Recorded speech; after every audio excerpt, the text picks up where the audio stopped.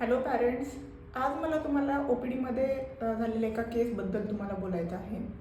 एक 8 ते 10 वर्षाचा मुलगा त्याच्या आईवडिलाबरोबर आपल्या OPDमध्ये आला आणि त्याची मुळात कंप्लेंट अशी होती पॅरेंट्सची की बाळाला उभं राहता येत नाही आहे, चालता येत नाही आहे आणि तो अत्यंत गळून गेलेला आहे. उभं राहिल्यानंतर त्याचे पाय अत्यंत दुखत आहेत. लस घेतल्यानंतर आपल्याला समजलं की 2 ते 3 दिवसापूर्वी तो व्हायरल फीवरसाठी आपल्याकडे आलेला आहे आणि त्याची औषधं आपण त्याला दिलेली होती.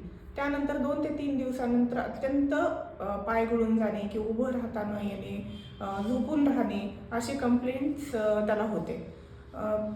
तर या केसला आपण काय म्हणू शकतो, तर ही एक व्हायरल मायोसायटिसची केस आहे, ज्यामध्ये व्हायरल लोडमुळे आपले मसल्स, स्नायू जे आहेत त्याला अत्यंत सूज येते व लहान मुलांना उभं राहता येत नाही किंवा बसता येत नाही, चालता येत नाही. तर त्याची ट्रीटमेंट किंवा तुम्ही पालकांनी काय काळजी घ्यायची, मुळात व्हायरल इन्फेक्शन होऊ नये म्हणूनच इन्फ्लुएन्झा व्हॅक्सिन तुम्ही लहान मुलांना दिली पाहिजे.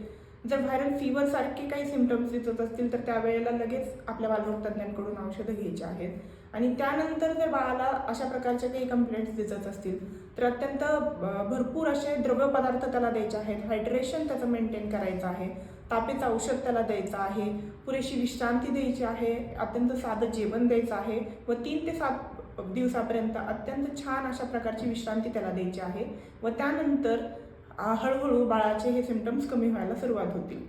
यापैकी जर सिम्पटम्स कमी होत नसतील, बाळाला त्या पद्धतीचा त्रास होत असेल, अत्यंत जास्त पद्धतीने वेदना होत असतील, उभं राहता येत नसेल, तर त्यावेळेला आपल्याला त्याच्या दुसऱ्या कोणत्या तरी ब्लड इन्व्हेस्टिगेशन्स किंवा दुसऱ्या कोणत्या तरी चाचण्या त्याच्या करायला लागतील. अशा वेळी तुम्हाला लहान मुलांच्या डॉक्टरला दाखवून त्या पद्धतीने त्यांचा सल्ला घेऊन तशा टेस्ट किंवा पुढची ट्रीटमेंट करायला पाहिजे.